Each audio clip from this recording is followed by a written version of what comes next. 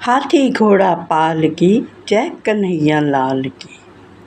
नमस्कार मित्रों, आज मैं आपके साथ श्री कृष्ण जी के जन्म के बारे में रोचक जानकारियां साझा करना चाहती हूँ। मित्रों, आज से लगभग 5250 वर्ष पहले की बात है। मथुरा नामक नगर में एक राजा राज करता था जिसका नाम उग्रसेन था। वर्तमान का अग्रवाल समाज। वह राजा बहुत ही न्यायप्रिय और दयालु राजा था। उसके शासन में कोई भी प्रजा दुखी नहीं थी। उस राजा की दो ही संतान थी। पहला पुत्र जिसका नाम कंस था और दूसरी थी एक कन्या जिसका नाम देवकी था। नाम के अनुरूप दोनों के ही अपने अपने आचरण थे। जहाँ कंस क्रूर और निर्दयी था, वहीं पर देवकी प्रभु की अत्यंत भक्त थी और मृदु भाषी थी। वह हर समय भगवान विष्णु की पूजा में लीन रहती थी। अलग अलग आचरणों के बावजूद दोनों भाई बहन में अटूट प्रेम था। वह कभी एक दूसरे के बिना नहीं रहते थे। कंस का एक परम मित्र था वसुदेव, जो कि मथुरा के राजा उग्रसेन का मंत्री था। वह देवकी से विवाह करना चाहता था। इस कार्य के लिए उसने अपने मित्र कंस की सहायता ली। कंस ने भी खुशी खुशी अपनी बहन का विवाह वसुदेव से करवाया और अपनी बहन की डोली वाले रथ को स्वयं हाँकने में आग्रह करने लगा। कहते हैं कि जब कंस इस रथ को हाँकने ही लगा था कि उसी समय एक आकाशवाणी हुई कि जिस बहन के तू इस रथ को हाँक रहा है और उसे खुशी से विदा कर रहा है, उसकी ही 8वीं संतान तेरा संहार करेगी। यह सुनते ही सब कुछ बदल गया। कंस ने वसुदेव और देवकी को बंदी बनाकर कारागृह में डाल दिया। जब महाराज उग्रसेन ने विरोध किया तो उन्हें भी बंदी गृह में डाल कर स्वयं मथुरा का राजा बन बैठा और अपनी मनमानियाँ करने लगा। प्रजा पर दुगना कर लगाकर उनका जीना दुश्वार कर दिया। वसुदेव और देवकी के हाथों और पैरों में बेड़ियां डालकर उन्हें 7 दरवाज़ों के पीछे बंदी गृह में डाल दिया। इसी बंदी गृह में देवकी ने 6 पुत्रों को जन्म दिया और जैसे ही बालक जन्म लेता तो कंस उन्हें आकर दीवार पर पटक कर मार देता। वसुदेव और देवकी बस असहाय से उन्हें मरता हुआ देखते रहते और प्रभु से प्रार्थना करते रहते। जब देवकी 7वीं बार गर्भवती हुई तो वसुदेव की पहली पत्नी रोहिणी जी देवकी से मिलने के लिए कारागार में आई और देवकी के अनुरोध पर उन्होंने देवकी के 7वें पुत्र को अपने गर्भ में स्थानांतरण कर दिया, क्योंकि उन्हें यह विद्या आती थी। इस प्रकार बलराम जी यानी कि शेषनाग जी का जन्म हुआ। उधर जब कंस को इस बात का पता चला कि देवकी का गर्भपात हो गया है तो वह बहुत ही खुश हुआ कि शायद भगवान उससे डर गया है। वह इस बात पर बहुत ही अभिमानी और ज़्यादा क्रूर हो गया। और फिर वह वक्त आया जब प्रभु ने इस धरती पर अवतार लेना था। जब देवकी के गर्भ में 8वीं संतान आई तो वातावरण बदलने लगा।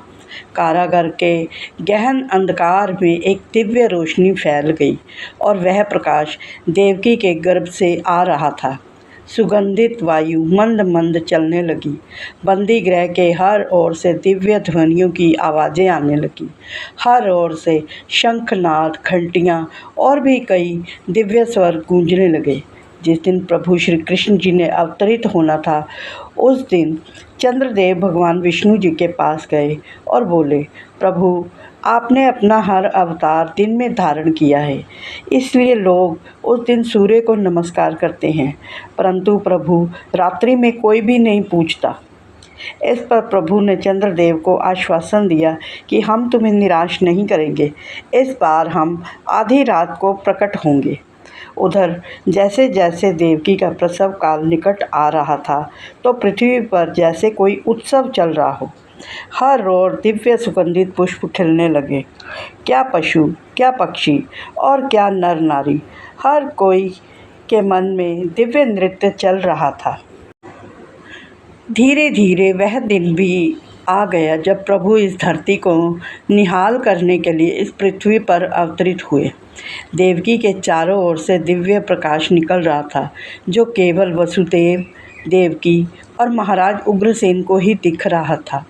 धीरे धीरे जब आधी रात का समय आया तो उस समय भाद्रपद मास की अष्टमी का दिन था और नक्षत्र रोहिणी था। उस समय प्रभु ने इस धरती को अपने पद चिन्ह से निहाल किया और श्री कृष्ण जी के रूप में जन्म लिया। शीतल मंद मंद बहती वायु ने घनघोर वर्षा का रूप ले लिया। जैसे जैसे प्रभु प्रकट हुए, बंदी गृह के सारे पहरेदारों को नींद आ गई। स्वयं ही देवकी और वसुदेव की बेड़ियां खुल गई। देवकी और वसुदेव ने प्रभु को जी भरकर निहारा और कई बार प्रणाम किया। प्रभु मंद मंद मुस्कुराते हुए उन्हें देखते रहे।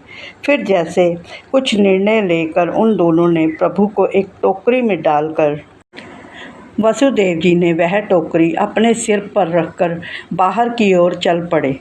बाहर आकर देखा तो कोई भी पहरेदार नहीं जाग रहा था और बंदी गृह के सातों दरवाजे खुल चुके थे।